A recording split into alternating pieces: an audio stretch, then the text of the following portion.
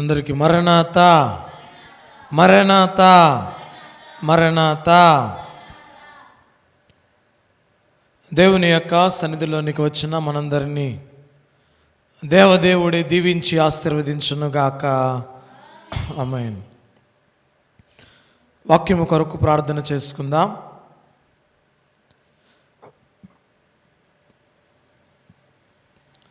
మహాపరిశుద్ధుడా, ప్రేమ స్వరూపమైన మా తండ్రి, మీ ఘనమైన, మీ శక్తి కలిగిన, మీ ఉన్నతమైన, అద్భుతమైన, మధురమైన, శ్రేష్టమైన నామానికై వందనములు, స్తుతులు, స్తోత్రములు ప్రభువా.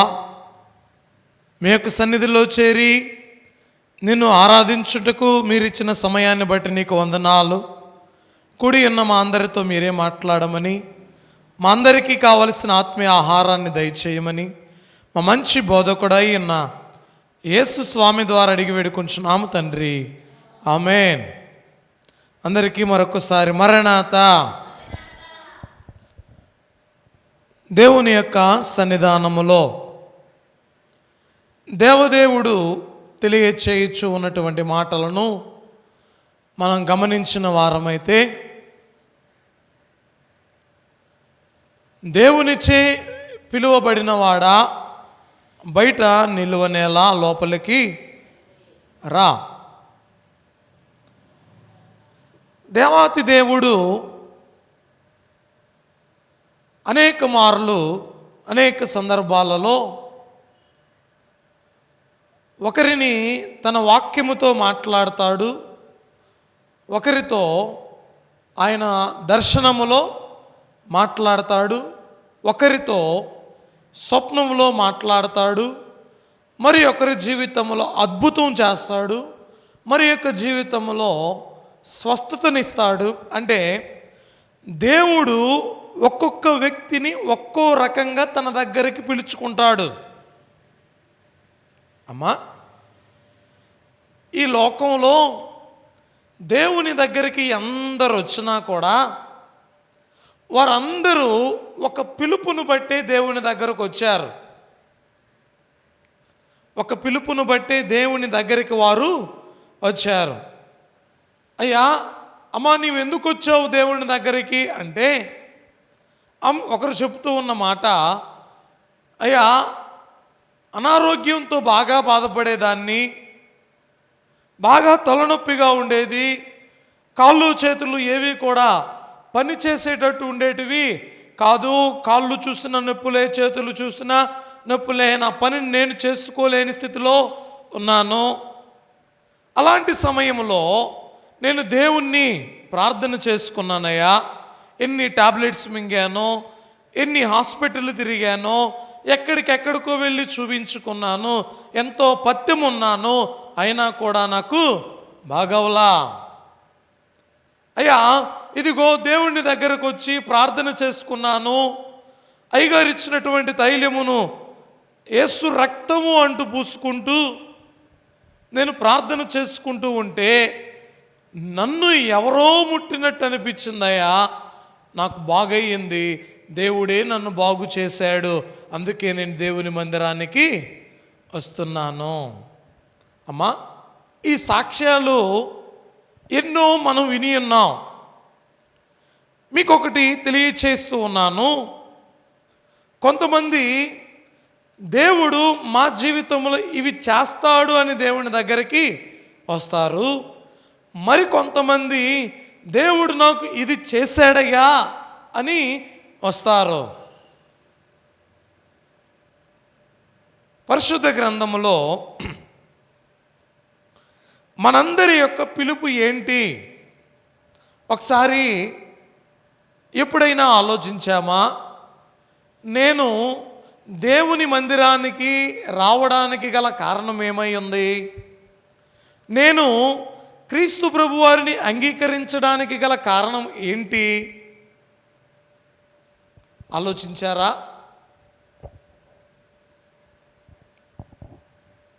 అమ్మా,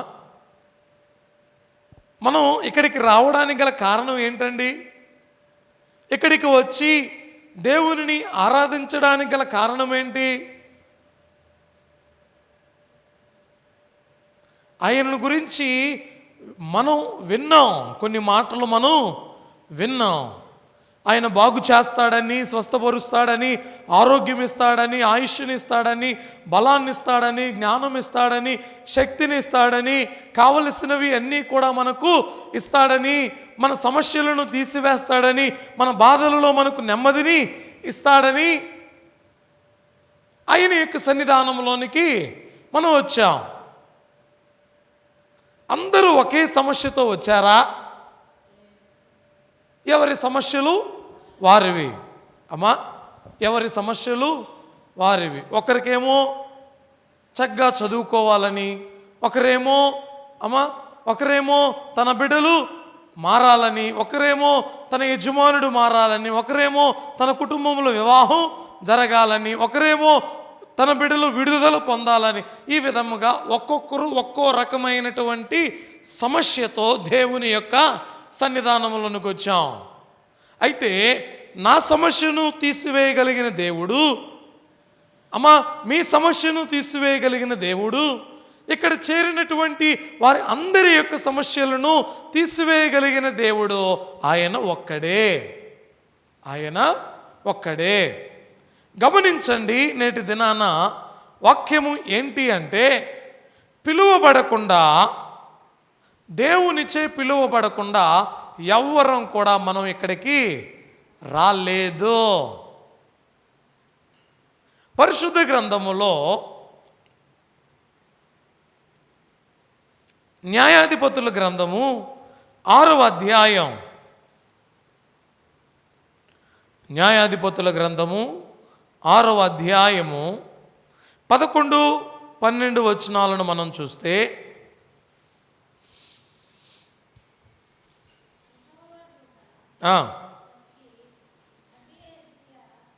యెహోవా దూత వచ్చి అబియోజ్రీయుడైన యోవాషునకు కలిగిన వఫ్రాలోని మస్తకి వృక్షము కింద కూర్చుండెను. యోవాషు కుమారుడైన గిద్యోను మిద్యానీయులకు మరుగై ఉండునట్లు గానుగ చాటున గోధుమలను దొల్లగొట్టుకొనుచుండగా, చూడండి, యెహోవా దూత వచ్చింది. వచ్చి ఉన్నప్పుడు ఎవరు కనిపించట్లేదు అంటే గిద్యోను కనబడడంలా. యెహోవా దూత వచ్చి అబియోజ్రీయుడైన యోవాషునకు కలిగిన వఫ్రాలోని మస్తకి వృక్షము క్రింద కూర్చుండెను. ఎవరు వచ్చి కూర్చున్నారటండి? అమ్మా, ఈ మాట యెహోవా దూత వచ్చి అబియోజ్రీయుడైన యోవాషునకు కలిగిన వఫ్రీలోని. ఇప్పుడు యెహోవా దూత వఫ్రీలోని ఒక ప్రాంతానికి వచ్చింది. ఏ ప్రాంతానికి వచ్చిందో మనం కూడా చెబుతూ ఉంటాం. ఏమని? ఎక్కడున్నామంటే పలానా రెడ్డి గారి తోట దగ్గర ఉన్నాము, పలానా నాయుడు గారి తోట దగ్గర ఉన్నాం, లేదా పలానా చెట్టు దగ్గర నేనున్నాను, లేదా యొక్క గవిని దగ్గర నేను ఉన్నాను, లేదా రావి చెట్టు దగ్గర ఉన్నాను అని మనం ఒక సూచన అనేది తెలియచేస్తాం. అమ్మా, ఏం తెలియచేస్తాం? మనం కూడా ఫోన్ చేసిన వెంటనే ఎక్కడున్నావు అని అడిగితే ఏం చెప్తామండి? ఎక్కడున్నావు అనగానే పలానా గంగిరెంటి చెట్టు దగ్గర ఉన్నామనో, లేదంటే ఇంక చర్చ్ దగ్గర ఉన్నామనో, లేదంటే రావి చెట్టు దగ్గర ఉన్నామనో, ఈ విధంగా ఏదో ఒక సూచన. అప్పటి కాలంలో ఈ విధంగా బిల్డింగ్స్ లేవు కాబట్టి చెట్లే వారికి సూచన. ఏంటండి, మనం కూడా ఈ మధ్యకాలం వరకు కూడా చెట్లనే చెప్పుకునే వాళ్ళం. చూడండి, ఇక్కడ కూడా యోవాషునకు కలిగిన వఫ్రాలోని మస్తకి వృక్షము కింద కూర్చుండేనో. ఎవరు? ఎవరండి? చూడండి, యెహోవా దూత వచ్చి ఆ ప్రాంతంలో కూర్చుని ఉండెను. యోవాషు కుమారుడైన గిద్యోను మిద్యానీయులకు మరుగై ఉండునట్లు. చూడండి, ఇప్పుడు ఈ గిద్యోను ఎక్కడున్నాడు? ఈ గిద్యోను ఎక్కడున్నాడండి? అక్కడ రాయబడినటువంటి మాట, యోవాషుకు కలిగిన వఫ్రాలోని మస్తకి వృక్షం. ఇప్పుడు ఈయన కూడా ఎక్కడున్నాడు? ఈయన ఎవరు అంటే యోవాషు కుమారుడైన గిద్యోను. మిద్యానీయులకు మరుగై ఉండినట్లు గానుగ చాటున గోధుమలను దొల్లగొట్టుచుండగా యెహోవా దూత అతనికి కనబడి, పరాక్రమము గల బలాఢ్యుడా, యెహోవా నీకు తోడై ఉన్నాడని అతనితో అనగా. చూడండి, పరాక్రమము గల బలాఢ్యుడా, ఎందుకు గానుగ చాటున నీవు దాక్కుని ఉన్నావు? ఎందుకు భయపడి ఉన్నావు? ఎందుకు మిద్యానీయులకు నీవు భయపడి దాక్కుని ఉన్నావు? చూడండి, ఆయన ఉండేది ఎక్కడంటే తన తండ్రి ప్రాంతములోనే ఆయన ఉన్నాడు, కానీ దాక్కుని ఉన్నాడు. యోవాషు కుమారుడైన గిద్యోను, యోవాషుకు కలిగిన మస్తకి వృక్షము క్రింద ఎవరున్నారు? దూత ఉంది. అంటే దూత ఎక్కడికి వచ్చింది? గిద్యోను ఎక్కడైతే ఉన్నాడో అక్కడికే దేవదూత వచ్చింది. దేవదూత వచ్చి ఏం చెబుతుందో తెలుసా? దేవదూత వచ్చి ఏమంటుందో తెలుసా? యోవాషు కుమారుడైన గిద్యోను, పరాక్రమము గల బలాఢ్యుడైన గిద్యోను, భయపడకుము. ఏమంటుందండి? పరాక్రమము గల బలాఢ్యుడా, యెహోవా నీకు తోడై ఉన్నాడు, భయపడకు. చూడండి, ఇక్కడ కూడి ఉన్నాం. చూడండి, మనందరిని దేవుడు పిలిచాడు. ఆయన అంటున్నాడు, భయపడకు, నేను నీకు తోడై ఉన్నాను. గిద్యోనును పిలిచినటువంటి దేవుడను నేనే, నిన్ను పిలిచిన దేవుడను కూడా నేనే. గిద్యోనుకు తోడై ఉన్న దేవుడను నేనే, నీకు తోడై ఉన్న దేవుడను కూడా నేనే. గిద్యోనుకు ఆలోచన చెప్పగలిగినటువంటి దేవుడను నేనే, నీకు ఆలోచన చెప్పగలిగే దేవుడను కూడా నేనే. కాబట్టి దేవదేవుడు తెలియచేస్తూ ఉన్నాడు, నీవు ఎందుకు భయపడుతూ ఉన్నావు? నీవు ఎవరికి భయపడుతున్నావు? మిథ్యానీయులా అంటే లోకములో ఉన్న వారికి ఎవరికైనా భయపడుతున్నావా? అధికారులకు భయపడుతున్నావా? లోకములో ఉన్నవారికి భయపడుతున్నావా? లోకములో ఇంకా బిడ్డలకు భయపడుతూ ఉన్నావా? బంధువులకు భయపడుతున్నావా? రక్త సంబంధికులకు భయపడుతున్నావా? శత్రువులకు భయపడుతున్నావా? దేవుడు చెబుతూ ఉన్నటువంటి మాట, నీవు ఎవ్వరికి కూడా భయపడనక్కర్లేదు. ఎందుకో తెలుసా? నేను నీకు తోడై ఉన్నాను. నీవు ఎవరు? బలహీనుడవా? ఏమండి, దాక్కుంటున్నాడు అంటే బలహీనుడా బలవంతుడా? చెప్పండి, దాక్కునేది ఎవరండి? దాక్కునేది ఎవరమ్మా? బలహీనులు. ఎవరైనా వస్తున్నారంటే చెట్ల చాటున లేదంటే ఎక్కడికైనా వెళ్ళి ఊరి బయటికి వెళ్ళి ఎక్కడికైనా, అరే వాళ్ళు వస్తున్నారు, వారితో నాకెందుకు రా బాబు అని దాక్కుంటూ ఉంటారు. వారు ఎవరు? ఎందుకంటే వారికి ఎదుర్కొనే ధైర్యం లేదు. అవునా కదండి? ఎదుర్కొనే ధైర్యం వారికి లేదు, వారు బలహీనులు. దేవుడు చెబుతూ ఉన్నటువంటి మాట ఏంటో తెలుసా? దేవుడు ఏమంటూ ఉన్నాడు అంటే, ఈ వాక్యములో మనం గమనిస్తే ఈ వాక్యం చెబుతూ ఉన్నటువంటి మాట, యెహోవా దూత వచ్చి గానుగ చాటున గోధుమలు దుల్లగొట్టుకుంటూ ఉన్నటువంటి గిద్యోనును చూచి ఏమంటుందో తెలుసు? ఓ బలహీనుడా, అమ్మా ఓ బలహీనుడా అంటుందా? ఏమంటుంది? చూడండి, పరాక్రమము గల బలాఢ్యుడా, ఇదిగో నీ బలం, నీవు బలవంతుడివి. నీవెవరివి? బలవంతుడివి, నీవు శక్తిమంతుడివి, నీవు పరాక్రమము కలిగినటువంటి వాడివి. పరాక్రమము కలిగిన బలాఢ్యుడా, దేవుడు నీకు తోడై ఉన్నాడు, భయపడకు. అంటే నీలో ఉన్న శక్తి నీకు తెలియదు, నీలో ఉన్న సామర్థ్యం నీకు తెలియదు. దేవుడు అంటూ ఉన్నటువంటి మాట, దేవదేవుడు తెలియచేస్తూ ఉన్నటువంటి మాట, దేవుడు నిన్ను పిలిచాడు అంటే నీవు శక్తిమంతుడివి. దేవుడు నిన్ను పిలిచాడు అంటే నీవు పరాక్రమము కలిగిన బలాఢ్యుడివి. దేవుడు నిన్ను పిలిచాడు అంటే నీకు తోడుగా ఉండేది ఆయనే. ఎవరండి? నీకు తోడుగా ఉండేది ఆయనే. ఇశ్రాయేలీయులను దేవుడు పిలిచాడు, ఐగుప్తు దేశము నుండి మీరు బయటికి రండి, నేను మీకు దేవుడినై ఉంటాను అని దేవుడు పిలిచాడు. పిలిచినటువంటి దేవుడు ఏ రోజైనా వారిని విడిచిపెట్టాడా? అలాగే నిన్ను పిలిచినా, నన్ను పిలిచినా, మనందరిని పిలిచినటువంటి దేవుడు, ఆయన మనల్ని పిలిచాడు కాబట్టి ఇక్కడ చేరి ఉన్నాం, ఇక్కడ కూడి ఉన్నాం. ఆయన మనల్ని పిలిచాడంటే అంత తేలిగ్గా మనల్ని వదిలిపెట్టడు. చూడండి, ఇంకా రాజుల మొదటి గ్రంథములో 17వ అధ్యాయములో మనకు కనబడుతూ ఉన్నటువంటి వ్యక్తి ఎవరయ్యా అంటే రోషము కలిగినటువంటి ప్రవక్త అండి. ఆయన రోషము కలిగినటువంటి ప్రవక్త, ధైర్యవంతుడు, రాజులను సహితం ఎదిరించగలిగినటువంటి వ్యక్తి,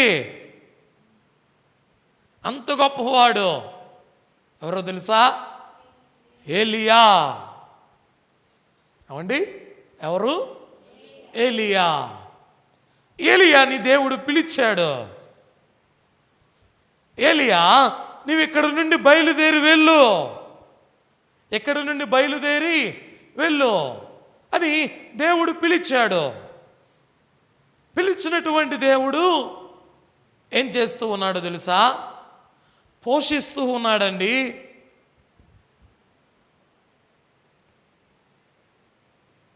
నేను ఈ ప్రాంతాన్ని విడిచిపెట్టి వెళ్తే నాకు ఆహారం ఏంటి? ఎక్కడి నుండి మనం టూర్ వెళ్ళాలి అనుకున్నాం అనుకోండి, మన ప్రాంతాన్ని మనం విడిచిపెట్టి వెళ్తున్నాం, ఏమనుకుంటాం? ముందు అయ్యా మధ్యాహ్నం లంచ్ ఎక్కడా, ఈవినింగ్ డిన్నర్ ఎక్కడండి, మార్నింగ్ టిఫిన్ ఎక్కడ చేయాలి అంటే అసలు దొరుకుతాయా దొరకవా, ఎక్కడి నుండి మేమేమైనా ప్రిపేర్ చేసుకొని రావాలా అని ఆలోచించరా? ఇప్పుడు దేవుడు పిలిచాడు ఎవరిని? ఏలియా గారిని. ఏలియా రా అంటూ ఉన్నాడు. ఇదిగో నీకు ఎగువనున్నటువంటి ప్రాంతానికి నీవు బయలుదేరి వెళ్ళు అంటున్నాడు. ఏంటయ్యా? నాకు ఆహారం ఏంటి? నేను ఏం తినాలి? నేను ఎలా ఉండాలి? నేను ఎలా పోషించబడాలి? చూడండి, ఏ ప్రశ్న అయినా అడిగాడా? ఏ ప్రశ్న అయినా వేశాడా ఏలియా గారు? అయ్యగారు కీర్తనలో రాసిన మాట, కోరవు నీకు కావలసినవి ఓరకనే నీకిచ్చెదను, కోరవు నీకు కావలసినవి ఓరకనే నీకిచ్చెదను, ధారాళముగా నీచుటకున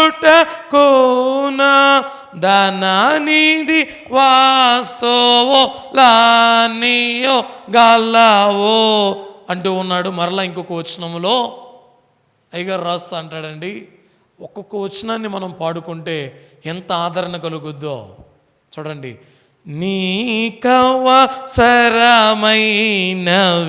కావలసిన నిఖిలా వాస్తవు కాజ్ఞాపింతును. ఏం చేస్తాను అమ్మా? నీకు అవసరమైనవి, అవసరమైనవి, నీకు కావలసినవి నిఖిల వస్తువులకు నేను ఆజ్ఞయిస్తున్నా, నేను ఆజ్ఞాపిస్తున్నా. ఆయన అంటాడు, అయ్యగారు అంటారు, కాకులకాజ్ఞ ఇచ్చి ఏలియాకు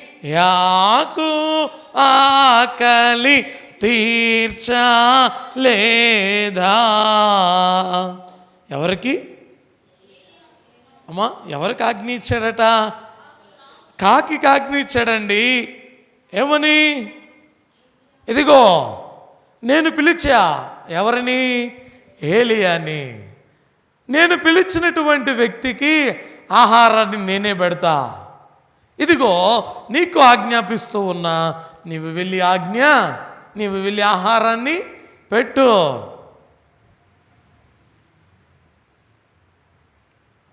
ప్రియ దేవుని బిడ్డలారా, వాక్య భాగములో చెప్పబడుతున్నటువంటి మాట, దేవుడు ఆజ్ఞాపించాడు అంటే, దేవుడు పిలిచాడు అంటే దానిని చూసుకునే బాధ్యత కూడా ఎవరిదండి? ఆయనే చూసుకుంటాడు. మనం కేవలం ఒక పాత్రలాగా ఉండాలంతే. అమ్మా, ఒక పాత్రలాగా పని చేయాలి. ఇప్పుడు ఒక పాత్ర ఉంది. ఈ పాత్ర ఏం పని చేయదు, ఏ పని కూడా చేయదు. కానీ ఆ పాత్ర లేనిదే దాంట్లో పెట్టవలసినటువంటి వాటిని అందులోనే పెట్టాలి. ఇప్పుడు మట్టి పాత్ర ఉందండి. ఈ మట్టి పాత్ర ఈ కుమ్మరి దగ్గర ఉన్నంత వరకు అది పగిలినా, దానికి హోల్ పడినా, అది చిందర బందరగా అయినా ఏం చేస్తాడండి? మరలా దాన్ని తయారు చేస్తాడు. ఎవరు? కుమ్మరి. ఇప్పుడు మనమే ఒక మట్టి ముద్ద. ఈ మట్టి ముద్ద తీసుకెళ్ళి మనం ఏమైనా చేయాలనుకున్నాం అనుకోండి, ఏం చేస్తామంటే ఇంకొక ఉండ చేస్తామే కానీ ఇంకేమి కూడా మనం ఏమన్నా చేస్తామా? మట్టి ముద్ద మీకు ఇచ్చాను అనుకోండి, ఏం చేస్తారు? ఇంకొక ముద్ద చేస్తారు, ఇంకొక చిన్న ముద్ద చేస్తారు.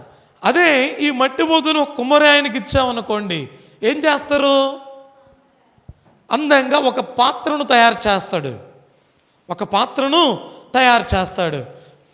అదే కుమ్మరి దగ్గరకు నువ్వు వెళ్ళి, నువ్వేంటి ఇలా చేస్తున్నావు అని నీవు తయారు చేయాలనుకుంటే ఆ మట్టితో ఏమైనా చేయగలవా? ఏది చేయలేవు. దేవుడు చెబుతూ ఉన్నటువంటి మాట ఏంటి అంటే, ప్రియ దేవుని బిడ్డలారా, కుమ్మరి వాని చేతిలో మట్టి ఉన్నంత వరకు ఆ మట్టికి విలువ, అది మన చేతుల్లోకి వస్తే ఆ మట్టికి విలువ అనేది ఉండదు. ఏ వస్తువు ఎవరి చేతుల్లో ఉండాలో వారి చేతుల్లోనే ఉంటే ఆ వస్తువుకు అంత విలువ ఉంటుంది. అంతే కదండి అమ్మా? అవునా కాదా? ఇప్పుడు మనం చెప్తూ ఉంటాం, సామెతల గ్రంథంలో ఒక మాట ఉంది, పంది ముక్కుకి బంగారు కమ్మి వేస్తే దానికి ఏమైనా ఆ బంగారం యొక్క విలువ తెలుస్తుందా? అరే నా ముక్కుకి బంగారం వేశారు అని అది బురదలో తన ముక్కు పెట్టకుండా ఉంటుందా? బురదలోకి వెళ్ళకుండా ఉంటుందా? అంటే బంగారం తీసుకుని వెళ్ళి పంది ముక్కుకి పెడితే ప్రయోజనం ఉండదు. కాబట్టి దేవుడు చెబుతూ ఉన్నటువంటి మాట, మనందరం దేవుని పిలుపు ద్వారా ఇక్కడికి వచ్చాం. అయితే దేనికి కూడా భయపడవలసిన అవసరం లేదు. పోషించే దేవుడు, రక్షించే దేవుడు, విమోచించే దేవుడు, విడుదలిచ్చే దేవుడు, కాపాడే దేవుడు, సంరక్షించే దేవుడు, నడిపించే దేవుడు అన్నీ ఆయనే. చూడండి వాక్య భాగాలలో ఏలియాకు తోడై ఉన్న దేవుడు ఏలియాకు ఆహారాన్ని పెట్టాడండి. ఎంత గమ్మత్తో కదా అమ్మా. చూడండి, నీవు ఆహారం పెట్టుకొని పైన మిద్ది పైన కూర్చొని నీవు తింటూ ఉన్నావు అనుకోండి, నీ పైకి వచ్చి వాళ్తూ ఉంటాయి ఏంటి? కాకులు. ఎందుకో తెలుసా? నీ ఆహారాన్ని తీసుకుని వెళ్ళడానికి. ఎప్పుడైనా ఆలోచించారా? కాకులు వచ్చి వాళ్ళని ఎప్పుడైనా ఆలోచన వచ్చిందా? తరుముతామే కానీ తరుముతామే కానీ ఈ కాకుల ద్వారానే దేవుడు ఏలియాకి ఆహారం పెట్టి పోషించాడన్న ఆలోచన వచ్చిందా ఏమ్మా? దేవుడు మరలా ఎలీషాని పిలుస్తాడండి. రాజుల మొదటి గ్రంథం 19వ అధ్యాయం 16వ వచనం.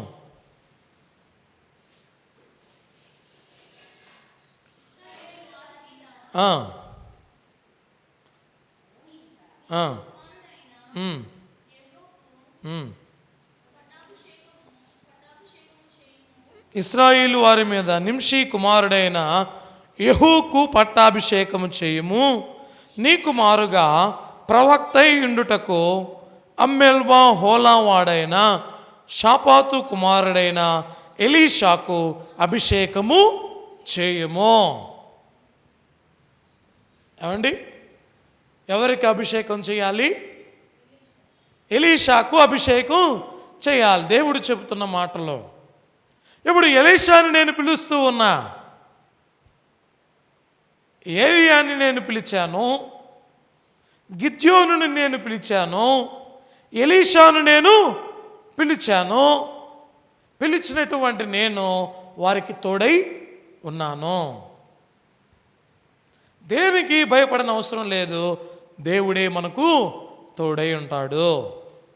అమ్మా, కష్టం వచ్చినా ఆయన మనకు తోడుగానే ఉంటాడు. అమ్మ, శ్రమ వచ్చినా ఆయన మనకు తోడుగానే ఉంటాడు. కానీ ఒక టెస్టింగ్ అన్నమాట. ఈ కష్టంలో, ఈ శ్రమలో నీవు నన్ను వేడుకుంటావో వేడుకోవో, నీవు నన్ను మరిచేదానివైపోతావేమో. ఈ వాక్య భాగాలలో మనం గమనిస్తే యెషయా గ్రంథం 6వ అధ్యాయములో మనం చూస్తే, రాజైన ఉజ్జియా మృతి నొందిన సంవత్సరమున అత్యున్నత సింహాసనం మీద ప్రభు ఆసీనుడైనట నేను చూచితిని. చూడండి, ఈ యొక్క అధ్యాయములో దేవుడు ఎవరిని పిలుస్తూ ఉన్నాడో తెలుసా? ప్రవక్త అయిన యెషయా గారిని పిలుస్తూ ఉన్నాడు.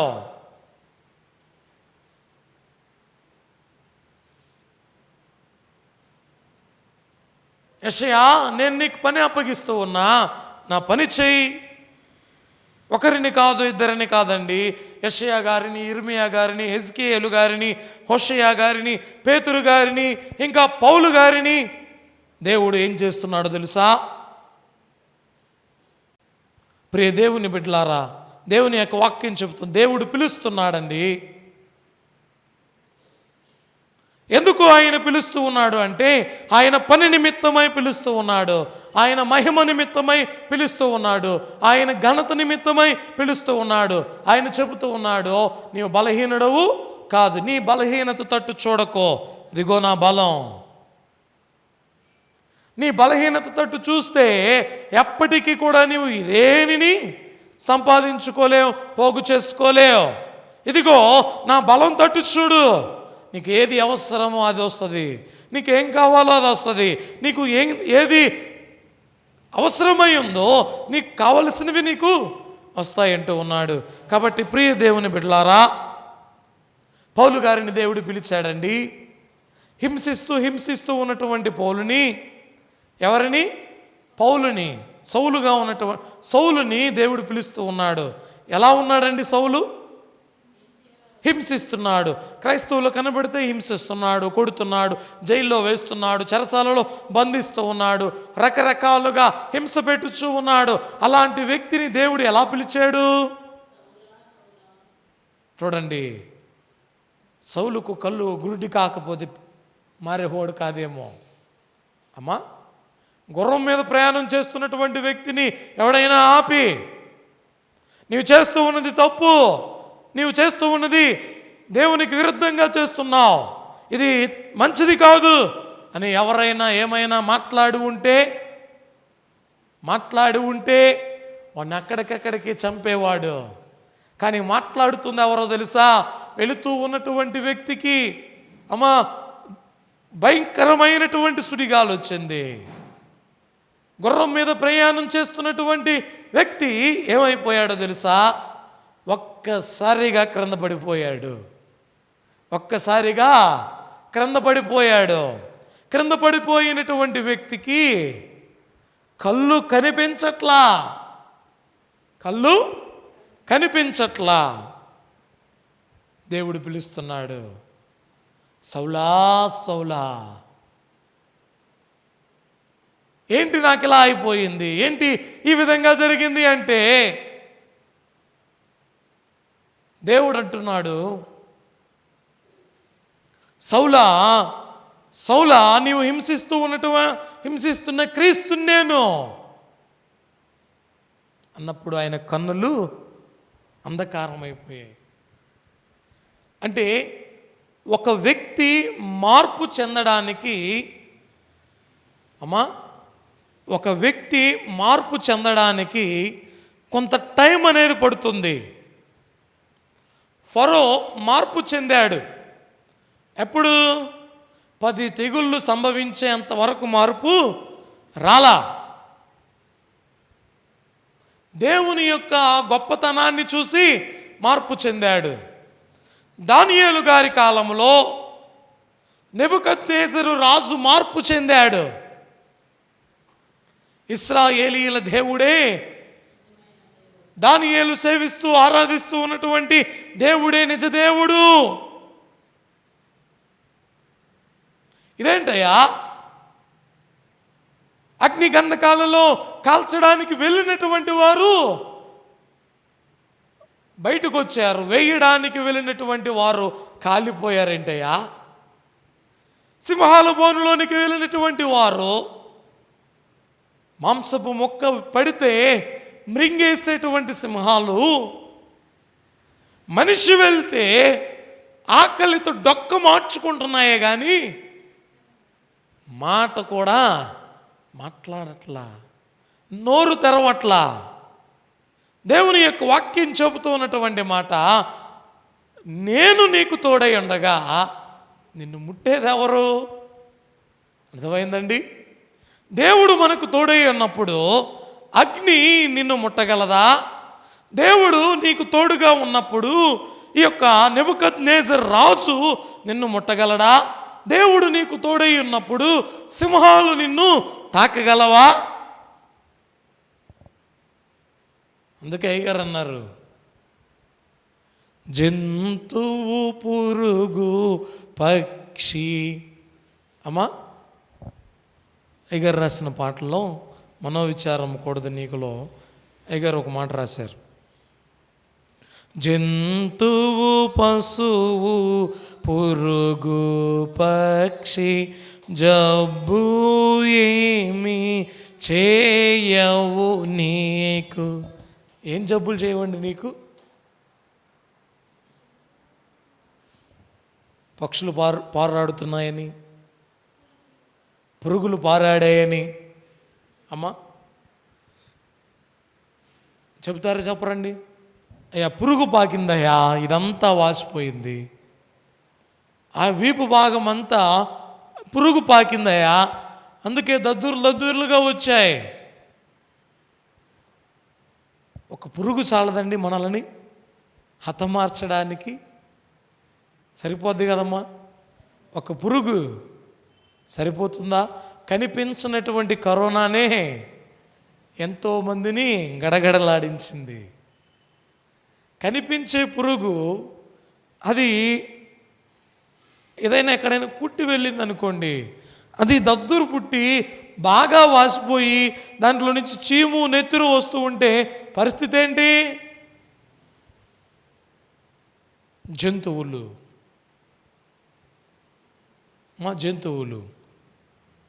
పశువులు, పురుగులు, మన పశువులే ఏం చేస్తాయండి? కొన్నిసార్లు తిరుగుబడతాయి. పశువులు ఇప్పుడు బండ్లు వెళుతూ ఉన్నాయనుకోండి, కొన్ని పశువులు పడిపోతూ ఉంటాయి, కొన్ని పశువులు ఎదురు తిరుగుతాయి, కొన్ని పశువులు ఉన్న చోటు నుండి ఎటైనా వెళ్ళిపోతూ ఉంటాయి. ఇప్పుడు ఈ మధ్యకాలంలో ఏదో ఒక ప్రాంతంలో జరిగినటువంటిది, వెళ్తూ ఉన్నారు, మామూలుగా బైక్లో వెళ్తూ ఉన్నారు.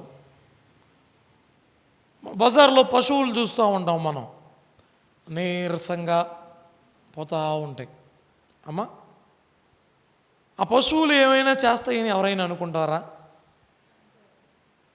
పోతూ ఉన్నటువంటి వాటిని కుక్క ఏదో తరుగుతూ ఉంది.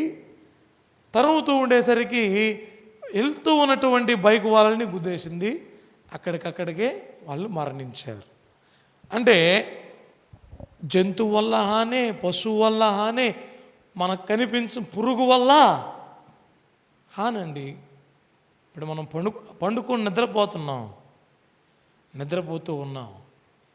మనం అప్పుడప్పుడు చెప్తుంటాం, అయ్యా చెవుల్లోకి పురుగెళ్ళిపోయిందయ్యా. అమ్మా, నీ చెవుల్లోకి పురుగెళ్తే నువ్వు ఉండవు. ఏదో చీమో ఏదో నీ చెవులోకి వెళ్ళి అది బయటకు వచ్చేసరికి నీకు ఆ నొప్పికి నీవు ఆగమాగమైపోతావు. అయితే ఈ వాక్యం చెప్తున్నటువంటి మాట, ఇప్పుడు నైట్ టైంలో మనం పండుకుంటే మన మీద బల్లి పడ్డా మనకు తెలియదు. ఏమండి? అంటే ఈ మాటలను అదే మనం చూస్తూ ఉన్నాం అనుకోండి, బల్లి పడింది అనుకోండి, ఏం చేస్తాం? అయ్యా బల్లి పడిందయ్యా నా మీద, ఏమన్నా అవుద్దా? నాకు ఫోన్లు చేసి ఈ విధంగా అడుగుతారు. అయ్యా బల్లి పడింది నా మీద, ఏమన్నా అయిద్దా? అయ్యా ప్రార్థన చేయండి అయ్యా. చూడండి, ప్రార్థన దేవుడు చెబుతూ ఉన్నాడు, జంతువు, పశువు, పురుగు, పక్షి, జబ్బు ఏమీ చేయవు నీకు, ఇటు వల్ల ఏమి నీకు కలగదు. ఎందుకో తెలుసా? సంతోషముతో నా సందేశము చాటగా అది చాటును నుండును. నీవు చాటు, అవి చాటును ఉంటాయి. ఎక్కడుంటాయి? నీవు చాటు. ఏంటి? నా సందేశము నీవు చాటు. మీరెంత చక్కగా రాశారండి మాటలు. నా మాటలు నీవు చెప్పు, నా మాటలు నీవు చెప్పు. నా సందేశము చాటగా అవి ఎక్కడుంటాయో తెలుసు, నీ దగ్గరికి రావు. అవి కూడా చాటుగా ఉంటాయి. అవి కూడా చాటుగా ఉంటాయి. అమ్మ, మీకు తెలుసో తెలీదు, తింటూ ఉన్నటువంటి ఫుడ్లో బల్లి పడి ఫుడ్ పాయిజన్ అయి చనిపోయిన వారు ఉన్నారు. అమ్మా, ఫుడ్ పాయిజన్ అయి చనిపోయినటువంటి వారు ఉన్నారు. అంటే వెళుతూ ఉన్నప్పుడు, బైక్లో వెళుతూ ఉన్నప్పుడు హెల్మెట్ లేక కొన్నిసార్లు ఫోర్స్గా ఆ పురుగులు కళ్ళల్లోకి వెళ్ళిపోయి ఏమీ కనిపించక ఎదురుగా వచ్చే వాటిలను పక్కకి వెళ్ళిపోవడమో, ఏ చెట్లను దేన్నో గుద్దుకోవడమో జరిగిన పరిస్థితులు కూడా ఉన్నాయి. అంటే మనకు తెలియకుండానే వీటి వలన మనకు హాని కలుగుతుంది. మనకు తెలియదు వాటి వలన మనకు హాని. కానీ దేవుడు ఏమంటున్నాడు తెలుసా? ఏమంటున్నాడండి? మనోవిచారం ఎందుకు నీకు? నా మాట విన్నావు కదా, నా మాటలు నువ్వు ఇంకొకరికి చెప్పు. నువ్వు ఇంకొకరికి చెబితే ఇదిగో ఆ జంతువు, ఆ పురుగు, ఆ పక్షి, ఇవన్నీ కూడా ఎక్కడుంటాయో తెలుసు, చాటుగా నీ దగ్గరికి రావు. ఏ జబ్బు నీకు చేయదు, సంతోషంగా ఉంటావు. కాబట్టి దేవాతి దేవుడు తెలియచేస్తున్న మాట విని ఉన్నటువంటి మనం, దేవా నీవు మమ్మల్ని పిలిచావు, నీవు మమ్మల్ని ఏర్పాటు చేసుకున్నావు, నీవు మాతో మాట్లాడుతున్న మాట భయపడద్దు అంటున్నావు, నీవు బలహీనుడు కాదు అంటున్నావు, నీవు ధైర్యవంతుడు, ధైర్యం కలిగి జీవించు అంటున్నావు. అయ్యా, మేము నీ వైపు తిరిగి జీవించాలి, నీ తట్టు తిరిగి మేము జీవించాలి. ఇక్కడ నీ వైపు తిరిగి బయటకు వెళ్ళంగానే లోకం వైపు మేము ఉండకూడదు. మేము మరణించినా సరే నీలోనే మేము మరణించాలి ప్రభువా అని గొప్ప పిలుపుతో ఉండాలండి, గొప్ప పిలుపుతో ఉండాలి. మధ్యకాల యూట్యూబ్లో కొన్ని వీడియోస్ చూస్తూ ఉంటాం. ఫ్లైట్లో వెళ్తున్నటువంటి వారికి వారి యొక్క బ్యాలెట్ మీద వెళ్తున్నటువంటి ఆ గ్లాస్ మీద ఒక పక్షిని బాగా గుద్దుకునేసరికి అద్దం పగిలిపోయిందండి. ఆ యొక్క అంటే అప్పటికీ దానికి ఉండవలసినటువంటి ఫెన్సింగ్స్ అవన్నీ ఉంటాయి. అయినా ఎంత ఫోర్స్లో వెళ్ళి ఆ పక్షిని గుద్దుకోవడం, అదేమైంది, గ్లాస్ పగిలిపోయింది. అంతేకాక కొన్ని పక్షులు తిరుగుతూ ఉన్నటువంటి ఆ ఫ్యాన్స్లో ఇరుక్కుపోతాయట. ప్రమాదం ఎప్పుడు ఏ విధంగా ఎలా సంభవిస్తుంది చూడండి. వాటిలో ఇరుక్కుపోయినప్పుడు ఫ్యాన్ ఆగిపోయింది అనుకోండి, ఇట్లా వెళ్ళాల్సినటువంటి రెక్క ఇలా పోతే మన పరిస్థితి అయోమయమే. అంటే మానవుడు కలుగు చేసిన ప్రతి దానిలో ఏముందో తెలుసా? అపాయమే ఉంది. ప్రతి విషయంలో అపాయమే ఉంది. ప్రతి పని చేసేటప్పుడు కూడా చాలా జాగ్రత్తగా మనం పనిచేయాలండి. ప్రతి ఏ పని చేసేటప్పుడైనా సరే జాగ్రత్తగా మనం జాగ్రత్తగా పనిచేయాలి. అయ్యా ఏముందయ్యా, మనం ప్రతిరోజు నేను బాత్రూమ్కి వెళ్ళి వచ్చేవాడిని, మంచిగా వెళ్ళి వచ్చానయ్యా, సోప్ కింద పడింది చూసుకోలేదు, సోప్ మీద కాళ్ళు పడి జారి నడు విరిగిపోయింది అనేవాళ్ళు ఉన్నారా లేరండి? అమ్మా చూడండి, అంటే అపాయం అనేది ఎప్పుడు ఏ టైంలో ఎలాగ సంభవిస్తుందో మనకు తెలియదు. ఆరోగ్యంగా మంచిగా ఉన్నప్పుడే దేవుణ్ణి తెలుసుకుని, ప్రభువా నాకు మరొక క్షణంలో ఏమైందో నాకు తెలియదయా, మరొక క్షణంలో ఏం జరుగుద్దో నాకు తెలియదు. ఎప్పుడో ఏదో జరిగేటప్పుడు నిన్ను వేడుకోవడం కంటే ఏమీ జరగకముందే నిన్ను హత్తుకుని జీవించి ఉండడం మంచిది ప్రభువా అన్నట్టు మనం ఉండాలి. కాబట్టి ఒకటి కాదండి, రెండు కాదు, అంటే కొన్ని మనమే ఆలోచన చేసుకుంటూ ఉండాలి.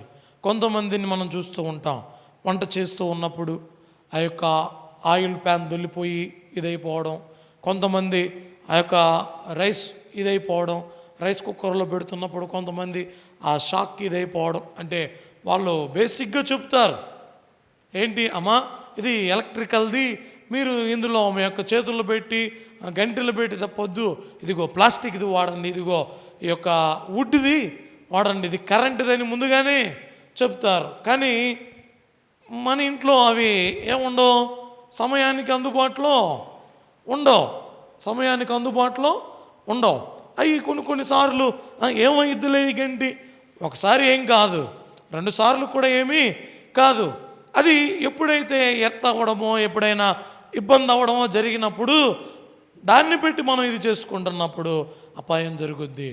ఇంకా అనేకమైన ఉన్నాయి. వెళ్తూ ఉన్నప్పుడు వర్షాకాలంలో అయితే ఇంకా భయంకరంగా కరెంటు వైర్లు ఎక్కడ దిగి పడిపోయి ఉంటాయో తెలియదు.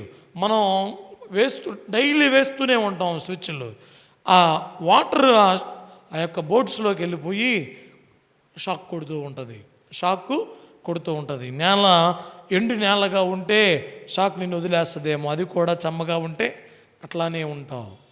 అంటే ప్రతి టైం ఎప్పుడు ఏమి జరుగుతుందో ఎవరికి తెలియదండి. మెలకువ కలిగి ఉండాలి. ఎందుకో తెలుసు, దేవుడు మనలను పిలిచాడు. దేవుడు మనకు తోడుగా ఉండాలంటే, దేవుడు మనకు తోడై ఉండి నడిపించాలి అంటే ఆయన మాటను వినేవారముగా ఆయన సందేశాన్ని చూడండి, ఆయన సందేశము నా సందేశము చాటగా అవి చాటునకు పోతాయి. విన్నారండి ఈ మాట? మీకు అపాయం కలగకుండా ఉండాలంటే ప్రభు సందేశం విని చెప్పే వారంగా ఉండాలి. లేదా అపాయం ఎప్పుడు ఎలా ఎవరికి పొంచి ఉంటుందో ఎవరికి తెలియదు. అనేకం వింటూ ఉంటాం. ఇంకా మీరైతే హాస్పిటల్కి వచ్చేటువంటి కేసులు ఏంటో ప్రతిదీ చూస్తూనే ఉంటారు. వెళ్తూ ఉండి పడిపోయారని, ఇంకా కాలు జారి పడిపోయారని, ఇంకా రకరకాలుగా ఉంటాయి. ఒకటి కాదు, హాస్పిటల్కి ఎప్పుడు వెళ్ళినా ఫుల్గా ఉంటారు. అమ్మ నువ్వు వెళ్ళిన వెంటనే హాస్పిటల్కి వెళ్ళావు అనుకోండి, వెళ్ళిన వెంటనే తిరుగుకొని వస్తావు. ఏ రోజైనా ఓపీ రాయించుకోవాలి, అపాయింట్మెంట్ కావాలి. డాక్టర్ గారు అమ్మ ఎమర్జెన్సీ వార్డులో ఉన్నాడండి, ఇంకా రావడానికి కొద్దిసేపు పట్టుద్దండి అంటే పరిస్థితులు చూడండి ఎలాగా ఉన్నాయో. పరిస్థితులు రావడానికి గల కారణం ఏంటి? ఇప్పుడు మనం ఆరోగ్యంగా చక్కగా కూర్చొని మాట్లాడుతున్నాం. ఏదైనా జరిగి దేవుని మందిరానికి రాలేకపోతే దేవుని మాట వినే భాగ్యం ఉంటుందా? ఏమండి, ఆయన పిలిచాడు, మనం వచ్చాం.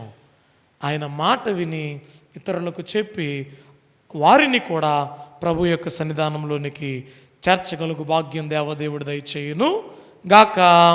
ఆమేన్. ప్రార్థన చేసుకుందాం. పరిశుద్ధుడా, ప్రేమస్వరూపుడైన మా తండ్రి, మీ ఘనమైన నామమున కొందనాలు ప్రభువా. మీ వాక్యము ద్వారా మీరు మాతో మాట్లాడారు. బలహీనుడు అనుకుంటున్నటువంటి నైనా గిద్యోను దగ్గరకు మీరు వెళ్ళి, బలవంతుడా, బలాఢ్యుడా, నేను నీకు తోడై ఉన్నాను, భయపడకు అని సెలవిచ్చిన దేవా, ఈ లోకంలో మేము బలహీనులం అనుకుంటున్నాం. నేను ఈ లోకంలో మేము నైనా ఎందుకు పనికిరాని వారం అనుకుంటున్నాం. అయ్యా, నీవు మమ్మల్ని పిలిచావయ్యా, మీకు పనికొచ్చే వారముగా మేము ఉన్నామని మమ్మల్ని నీవు పిలిచినందుకు నీకు వందనాలు. నీ వాక్యాన్ని మా హృదయంలో నాటింప చేసుకుని జీవించగలుగు భాగ్యము దయచేయమని యేసు నామమున అడిగి వేడుకొంచున్నాము పరమ తండ్రి. ఆమేన్. అందరికి మరణాత, మరణాత, మరణాత.